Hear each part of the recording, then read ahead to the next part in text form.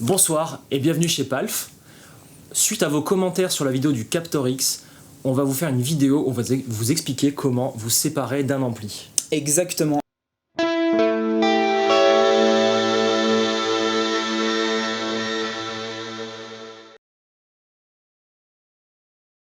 Alors aujourd'hui on va s'attaquer à un problème assez récurrent pour tous les guitaristes qui font de la scène ou dans d'autres occasions aussi, par exemple pour du studio. C'est le problème de l'ampli et de la portabilité de l'ampli, du côté pratique en fait, tout bêtement. Un ampli ça pèse lourd. Un ampli c'est super compliqué. Moi j'ai pas de voiture par exemple. Tu parles par exemple du stack avec 2x412 et deux la quête. Deux grands Marshall et tout. Non, le truc qui pèse le poids d'un sumo quoi. Exactement. Et dans le métro c'est pas terrible. Alors c'est finalement un problème de guitariste nomade qui n'a pas forcément tous les rodis derrière. On parle pas de John Mayer, on parle pas de... Non pas du tout. Voilà, on parle du guitariste qui fait quelques scènes de temps en temps, qui a envie de s'amuser, ou même pour lequel c'est son boulot, mais qui n'a pas le budget ni la logistique pour se ramener avec son ampli. Exactement. Et pourtant, il a besoin d'un ampli parce que c'est la base du son, et on l'a vu quand on a un bon petit Kelt signature Axel Bauer. Ça marche bien. C'est excellent. Ça marche très Donc, bien. à la maison, finalement, t'as ton son, t'es super content, t'as le corps, et t'arrives sur scène, tu dis bon, bah, je vais devoir me séparer de mon corps et y aller avec juste ma tête, mes doigts, et comment tu fais? Ah, horrible. Horrible. Alors, la première solution était bien dégueulasse. Mais si t'as qu'une tête, moi je pense au Captor X directement. Alors oui, voilà, il y a plusieurs solutions. Donc le Captor X, comme on en parlait dans la vidéo précédente, le problème c'est qu'il faut quand même que t'emmènes ta tête d'ampli. Ouais. Donc finalement, c'est quand même une solution pour l'enregistrement. Pour l'enregistrement, c'est mortel. Pour l'enregistrement, c'est mortel. Le live, ça marche aussi, mais il y a toujours le problème de la logistique. Tu rentres quand même dans une logistique où souvent ceux qui font du live, ils ont les torpedos reload en rack. Ils mettent leur ampli en rack, leur pedalboard en rack, et t'arrives quand même sur une armoire à 100 kg. Ouais. Donc c'est pas la solution du nomade. Voilà. On cherche une solution beaucoup plus pratique. Et après, il y a aussi une question de budget. Bien sûr, aussi. Il y a aussi une question de budget finalement. Et la question la plus importante, c'est est-ce que ça sonne? Donc, on a une solution, c'est le multi-effet numérique. On le connaît. Cette solution-là, elle existe depuis longtemps. Moi, j'ai eu une petite expérience. Le peu de fois que j'ai joué de la guitare, c'était quand j'étais au lycée. On avait fait la fête de la musique. Même j'étais peut-être au collège. On avait fait la fête de la musique avec des potes. Et j'avais un Boss GT8. Et j'avais fait tous mes réglages au casque à la maison. J'étais content. Et une fois arrivé sur scène, on m'a mis un Marshall Plexi. J'ai branché ça dedans. Il me semble qu'il n'y avait pas de boucle d'effet dans celui-ci. Et mon son était dégueulasse. Ah bah bien sûr. Donc voilà, la question c'est comment en tirer quand même quelque chose de bon quoi. Tu as choisi la Line 6 HX Stomp. Oui. Il me semble que c'est ton cadeau d'anniversaire. C'est vrai que c'est mon cadeau d'anniversaire. C'est vrai que merci beaucoup. Est-ce que je peux te faire l'affront d'enlever ça? Non! S'il te plaît. Je suis un maniaque des étiquettes. Sur toutes mes pédales, il y a encore les étiquettes neuves. Donc voilà, Swan est ce genre de personne. Il y a encore la protection de l'écran. Que, tu vois, je vais pas te l'enlever, mais je vais commencer à l'attaquer. Et dans pas longtemps, tu vas devoir l'enlever. Tu vas être obligé de l'enlever dans pas longtemps. En général, quand je faisais ça sur mes téléphones, le truc il durait 2 jours. Quoi. Mais grave. Tu commences à le toucher, tu finis par l'enlever. Bien sûr. Bon, ce qu'Alex voulait dire quand même, c'est qu'aujourd'hui, on a une HX Stomp de Line 6 qui est un produit quand même assez récent. Ça a quelques années, mais ça a 2-3 ans, je crois. Alors, Line 6, c'est une boîte qui est montée en 96, donc un an avant ma naissance. 4 ans après la mienne. Ok. ça établit les bases, c'est bon. Et donc, le premier produit qu'on connaît en tant que guitariste, c'est quand même le pod iconique de chez Line 6 qui existe toujours, qui a évolué depuis. Il me semble que c'est quand même un produit super important. Alors moi je suis passé complètement à côté parce que après l'expérience GT8 je suis passé au pédale analo. Voilà. mais du coup voilà, ce pod là qu'est-ce qu'il incorpore finalement? Alors le pod c'est très simple, il y a des simulations d'ampli, de cab et il y a des effets. Donc en fait c'est un multi-effet moderne tel qu'on le connaît avec les processeurs de l'époque. Il y a un truc qu'on n'a pas dit et je pense qu'ils se posent la question derrière leur écran, c'est finalement qu'est-ce qui est dans un multi-effet? Il y a les effets. Donc ça, on connaît, ça va simuler votre overdrive, votre disto, votre phaser, etc. On a tous les effets en un, donc finalement, pour un petit budget, on va se passer de payer des pédales à 200 balles. Complètement. Putain, c'est magique. Il a eu une révélation. Je crois que je vais aller pointer au chômage la semaine prochaine. Donc, ça c'est la première partie. Il y a tout, mais comme disait si bien Julien dans la vidéo... Il y a tous les sons, sauf les bons, comme disait Julien Bitoun. C'était quelle vidéo? C'est Queens of the Stone Age. Ouais, exactement. Voilà. Et donc, ça c'est la première partie. La deuxième partie, c'est celle-là qui nous intéresse aujourd'hui. C'est que ça va simuler des amplis. Donc ça, c'est la tête d'ampli, ça va la remplacer. Et ça va aussi simuler l'enceinte et la prise son. Et donc ça, c'était le but du Captor X. Oui. Donc finalement, dans un produit, il y a tout. Exactement. On a toute la chaîne, quoi. Exactement. Donc c'est magique. Est-ce que ça marche? Alors, c'est la question qu'on se pose aujourd'hui, puisqu'on va comparer du coup en fait le Kelt Axel Bauer qu'on a allumé juste à côté et le Line 6 HX Stomp. Voilà. Donc pour voir ce que ça raconte. HX Stomp par rapport à la gamme Line 6, c'est quoi la différence par rapport aux autres produits? Pourquoi celui-là? Pourquoi tu as choisi ça? Alors, dans le HX Stomp, à la différence du HX Effect par exemple, c'est le même format à très peu de choses près, je suis pas allé mesurer, mais c'est le même type. Il n'y a pas quelques foot switch en plus? Il y en a peut-être un peu en plus, mais c'est quand même le même format général. On vous mettra ça en insert. Voilà. Le HX FX n'embarque pas les amplis et câbles. C'est la partie effet, c'est vraiment effect. Voilà. C'est effect. Effect, ok. À la différence maintenant le gros là, du Helix, le Helix j'allais dire le HX complet, le Helix effectivement, qui alors lui est la version simplement énorme du HX Stomp. On le verra plus tard, mais ici on est limité à 8 blocs, donc on le verra un peu plus tard d'effet. Le Helix, lui, il peut aller plus loin avec tout un système de switch, il y a une pédale d'expression, c'est une version plus lourde. Mais qui n'a pas vocation à s'incorporer dans un pédalboard existant d'ailleurs. Oui, tu mets ton Helix et basta quoi. Tu as un Helix et tu joues avec ton Helix. A priori, moi de ce que j'ai entendu, j'étais au téléphone avec les gars de Kadinja et aussi tu vois le pédalboard de Polyphia. Ouais. Ils ont tous le Helix, là, les guitaristes un peu modernes. Axefix souvent. Ou Axefix, pardon, t'as raison, ouais. Mais parfois ils rajoutent quand même une ou deux pédales. Ça arrive qu'ils rajoutent, alors typiquement tu parles de métal moderne, ce qu'on fait souvent dans le métal moderne, en fait c'est le même raisonnement que sur un ampli, où un ampli crunché, on viendrait par exemple un 5150 de Pivi. C'est Pivi ça ? Ouais, c'est Pivi et EVH. Un Victory, Kraken, etc. On va driver l'ampli puis rajouter une tube screamer devant, souvent. Oui. Avec plein de volume à fond, pas de gain pour booster l'entrée et rendre un son un peu plus tight. Faut avoir le même raisonnement qu'avec un ampli là-dessus. Alors en prenant des pincettes, mais dans le chaînage. Donc ce que tu vas faire typiquement, c'est que là tu pourrais avoir un ampli drivé, mettre une tube screamer devant, donc avant. D'accord. Et puis après, alors en plus ça embarque une boucle d'effet là sur le côté que tu as branché en pensant que c'était le input tout à l'heure. Branché. Alors private joke, je vois un trou, je branche. Voilà, c'est tout. Donc ce qui se passe, ne faites pas ça avec votre 18 volts. Vous avez vu comment sans transition. Donc la FX Loop, tout bêtement, qui va vous servir à par exemple mettre une reverb, un delay, tout ce qu'on met dans une boucle d'effet d'ampli. D'accord. Alors c'est rigolo parce qu'en fait j'ai envie de vous dire vous faites n'importe quoi. mais tu vois moi c'est ce que je fais. Mais oui, c'est ce que les gens font. Le but d'une tube screamer dans un ampli à lampe, c'est de venir éclater la lampe. Là tu viens éclater un processeur numérique qui est sur 5 volts de headroom. Ou même 3,3 volts de headroom parfois. C'est vrai. Donc c'est complètement ce qu'il faut pas faire et c'est ce que les gens font. Donc on va essayer, on va se poser des questions, on va voir ça. Mets-nous le preset que tu aimes.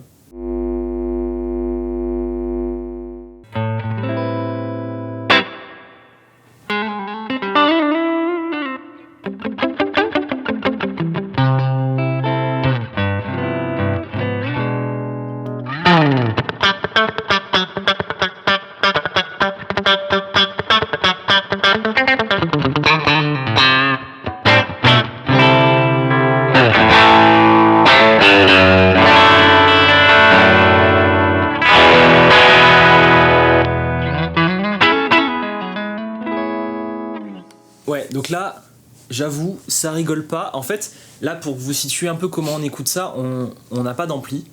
On est directement dans la carte son et derrière, ça va sur les enceintes de monitoring qui sont au-dessus de nous.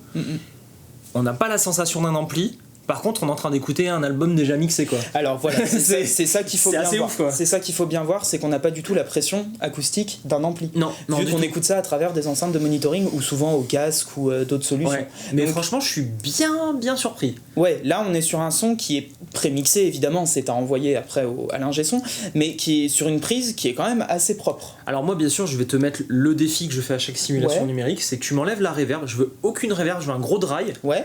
Et on voit ce que ça donne. Alors j'enlève la reverb, j'ai mis une petite spring. Et c'est l'occasion justement de regarder un peu le menu. Donc comment tu fais ça ? Ce que je fais, donc là en fait la reverb c'était juste pour montrer. Je l'ai choisi dans un panel que je vous montrerai quand on fera le preset mieux tout à l'heure. Là pour l'enlever, ce que je vais faire c'est simplement appuyer sur ce bouton.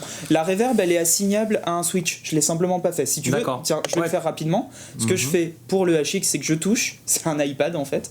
Ouais. Voilà, et du coup là j'ai ma reverb ou non. Nickel. Donc, je l'enlève, voilà. Et ta simulation d'ampli est plutôt dry ? Elle est complète, j'ai pas mis de room, rien sur l'ampli. Ok, vas-y maintenant présente un peu la Simukta, c'est quoi comme ampli ? Ce que je suis allé chercher là, c'est donc j'ai fait la mise à jour 3.0 qui a ajouté quelques amplis, etc. C'est une nouvelle mise à jour du HX Stomp qui est récente. Je sais pas si celui-là y était déjà avant. C'est le Line 6 Litigator, donc c'est le dérivé d'un avocat qui a besoin de régler ses problèmes. Exactement. D'accord. C'est ce que j'ai trouvé qui se rapprochait le plus dans l'idée d'un Dumble. D'accord. Ils ont pas fait, en fait, comme pour toutes les marques, ils ont changé les noms. Évidemment, donc par exemple le Princeton s'appelle le Princess dedans. Ok. Ils ont changé les noms des ça il doit y avoir des histoires justement de litiges à régler avec les autres marques. Donc j'imagine, bon en tout cas en faisant un peu de recherche, on m'a dit que j'ai réussi à trouver que le Litigator était ce qu'il y avait à peu près de plus proche d'un Dumble, donc j'ai pris ça. Et bien sûr t'as pas choisi le Dumble par hasard parce que c'est l'inspiration duquel Signature Axel Bauer. Évidemment, d'où l'idée du comparatif. Et ensuite j'ai mis un cab, alors lui le cab j'ai pris un indice Princeton. Ouais, mais un indice Princeton que je n'ai pas touché. J'ai enlevé un tout petit peu d'aigu. Parce que tu veux dire que on peut sur les câbles changer des paramètres. Complètement. Genre la fréquence de résonance. Je vais avoir le micro, le choix du micro, la distance du micro vis-à-vis de la gamelle. Je vais avoir un low cut, un high cut. Le high cut, j'ai légèrement coupé un peu d'aigu, donc je suis à un high cut sur 7.3. 7.3 kg. Reflection, donc j'imagine que ça simule une sorte de roue. Très bien, il n'y a pas de réflexion, il n'y a rien. Donc là on est. Alors laisse-moi ce panneau, je vais m'amuser avec après. Voilà. Donc fais voir sans la reverb ce que ça donne. Là je suis complètement dry. Ok. Je rejoue la même chose en fait. Vas-y.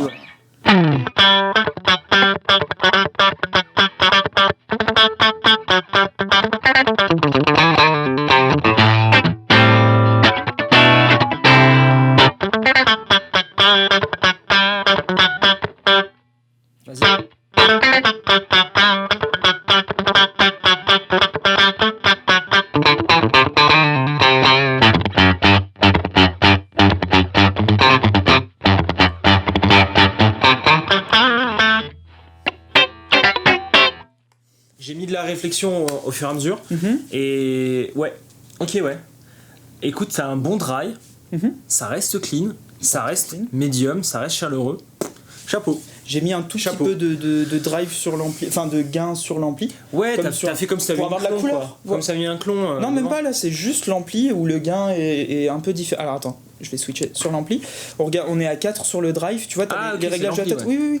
Bass, mid, les trebles, présence, channel, volume. Voilà, bon, je suis resté assez simple sur les réglages. J'ai juste mis, je crois que le drive de base était à 3, je l'ai mis à 4 pour avoir un peu de dynamique. Et voilà. Alors, je sais pas vous, mais moi j'ai trouvé ça convaincant. Alors, encore une fois, c'est une prise, quoi. Enfin, c'est un son de prise. Ouais, t'es déjà traité avec le micro et tout. Voilà. C'est effet, tête d'ampli, haut-parleur, micro. Réglage de la pièce, enfin la totale quoi. Voilà. Donc chapeau Line 6. Bon en même temps, on n'a pas choisi Line 6 au hasard, c'est quand même une marque qui est là depuis très longtemps, qui ont une équipe vraiment spécialisée dans le traitement numérique du signal. Ouais. C'est leur truc. Et donc chapeau. Là la prochaine étape ça va être de comparer ça avec le Kelt. Ouais. Bah déjà dans un premier temps mettez-nous dans les commentaires ce que vous pensez d'un son comme ça. Jouez le jeu, mettez-le avant d'avoir entendu le Kelt et puis remettez après en ayant entendu. Avant d'envoyer le commentaire. Appuyez sur pause. Voilà, avant d'envoyer le commentaire. Comme ça on va voir un peu ce que ça raconte. Nous on est agréablement surpris là. Moi j'ai déjà passé commande. Je suis complètement, out of the box. J'ai quasiment rien touché. Ouais, alors après, bien sûr, on l'a pas fait là parce que c'est pas le but. Comme tu disais, on peut rajouter des pédales, hein, si jamais vous avez pas envie. Oui, puis on peut rajouter plein d'effets. On peut aussi télécharger des IR, Impulse Responses, dont parlait un peu Guillaume Pille de Notes rapidement. Allez voir la vidéo sur le Captor X. Voilà, donc typiquement, moi en général, j'utilise des IR sur mes amplis et puis. Complètement. Et voilà. Chouette. Ok, on passe au Celt. Nous revoilà. Nous revoici là, avec le Celt Signature Axel Bauer, donc exactement. Réglage de gain à 30%, des médiums, de la reverb, des belles choses quoi. Voilà. Donc un vrai ampli à lampe qui sonne qu'on utilise sur toutes les vidéos. Ok. On va écouter ça. Ok, donc je rejoue encore une chose similaire comme d'habitude. Là tu peux partir sur un autre riff si tu veux. Incapable de rejouer ce que j'ai joué.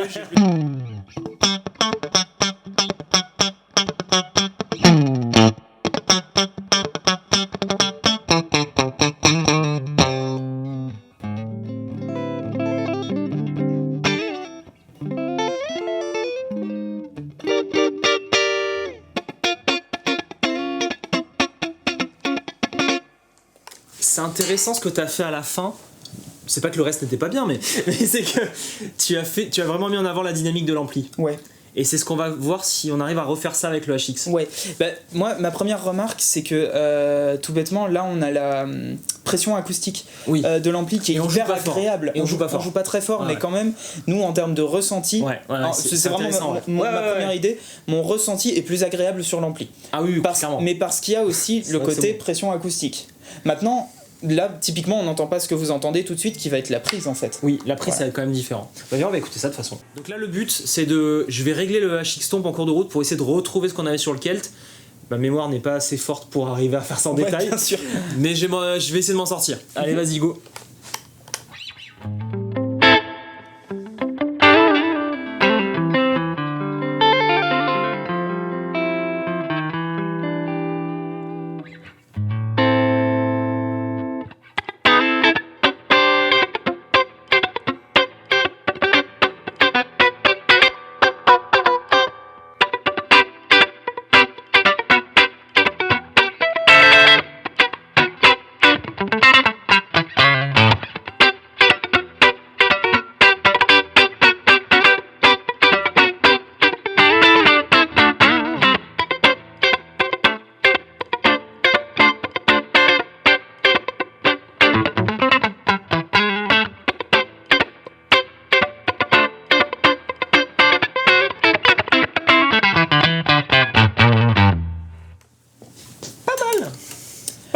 C'est intéressant ce que tu as réussi à obtenir. Je t'ai mis un micro dynamique parce qu'on est sur un SM57. Ouais. Alors le problème qu'il y a, c'est que du coup on n'entend pas ce que les gens entendent. Oui.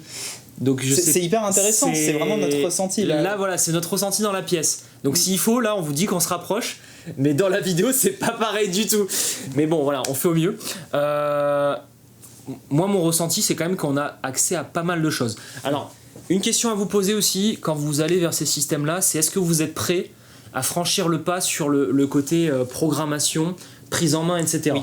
Parce que là voilà, tu me l'as expliqué rapidement, bon ça j'ai l'habitude de toucher des trucs, mais c'est vrai que moi je suis quand même allergique à ce genre d'interface. C'est-à-dire que tu dois tourner ce potard là pour activer l'ampli, le micro, le machin, et une fois que tu es dans le menu, tu vas dans un sous-menu. Ah mais il y a un workflow à apprendre, clairement. Et une fois que tu es dans ton truc, tu as encore d'autres potards, et si tu touches celui-là, il panique. Voilà. Enfin, je sais plus, il fallait rester appuyé, là, voilà. Donc, il y a quand même ça à prendre en main, mais quand même, ils ont fait un bon boulot. Les foot switch, là, ils sont capacitifs, donc tu peux... t'as des fonctions en plus de fait de les appuyer. Enfin, ils ont quand même bien bossé. Mais ça reste quand même une prise en main qui demande de la programmation. Oui. Tandis qu'un ampli, tu te branches, tu mets ton jack, tu tournes les potards. Alors, juste un mot sur la programmation. Du coup, quant au HX Stomp, tu peux le brancher en USB via un câble qu'ils fournissent. Mais d'ailleurs, c'est le même câble que sur celui de ma carte son. Donc en fait, c'est le format carré. C'est A ou B. Mais donc tout bêtement, cet USB peut aller sur votre ordi. Vous avez un logiciel gratuit qui s'appelle le HX Edit de mémoire. Heureusement qu'il est gratuit à 400, 500 balles. Non, c'est quoi, c'est 550 non ? Ouais, c'est ça. Ouais, c'est le prix d'une Strymon Big Sky en gros. Oui. Monsieur, en référence des goûts de luxe. On verra ça dans la vidéo sur mon pedalboard où j'ai un peu abusé. Bon, toujours est-il que pour le workflow, du coup, c'est plus simple effectivement d'aller éditer selon les gens sur le HX Edit, mais par contre en live, il faut savoir s'en servir parce que si on a un problème ou quoi, évidemment. Donc c'est quelque chose à intégrer. Maintenant, moi, mon utilisation, on la verra, elle est sur un pedalboard complet aussi, qui me permet de rentrer dans un ampli. Dès que je rentre dans un ampli, je désactive simplement, on verra les simulations d'ampli. Après, toi, tu peux switcher, tu peux bypasser tes simulations, mais surtout, tu te fais tes presets et quand tu vas sur scène, tu réfléchis plus. Alors, pour répondre à la question qu'on s'est posée, est-ce que c'est une solution, surtout, et vous, ce que vous en pensez, est-ce que c'est une solution viable pour se passer d'un ampli dans des cas où on peut vraiment pas apporter un ampli? Il faut apporter de la nuance. Voilà. Mettez en commentaire votre réponse. En tout cas, la mienne, elle est assez simple. C'est que à la maison, garde ton ampli, fais-toi plaisir. Et quand tu vas sur scène, si t'as pas les moyens de ramener les Rodis, t'as pas le choix. Prends une solution qui te facilite la vie. Voilà, ma réponse sera à peu près la même, c'est-à-dire que chez soi on joue il faut se faire plaisir à la maison, ce qu'on a évidemment, et faire plaisir aux voisins, c'est important. Et si tu veux faire plaisir aux voisins, prends un Captor X, ça va te simplifier. En revanche, quand je vais sur scène, je demande toujours, même avec ça, un ampli de location. Ouais. Si c'est pas possible, go direct, comme disent je sais plus qui. Go direct. De toute façon, faites ça, go direct quoi. Bon, en tout cas, mettez-nous dans les commentaires surtout ce que vous en pensez, quelle solution vous utilisez vous, parce qu'il y en a plein, il y a le XFX, le Kemper, ils les ont toutes essayés, ils ont toutes revendues, mais ça c'est pas grave. Bien sûr. Mais voilà, dites-le quand même. Vous avez eu un Kemper, ça a fait des bruits bizarres quand ça a pris des amplis, et vous l'avez revendu, mais c'est pas grave. C'est même Julien l'autre fois il me disait je vais me remettre au Kemper. Mais oui, bien sûr, bien sûr. Non mais voilà, en fait c'est juste deux choses différentes. Voilà. Et restons là-dessus et on se dit à la semaine prochaine. Prenez soin de vous. Quoi.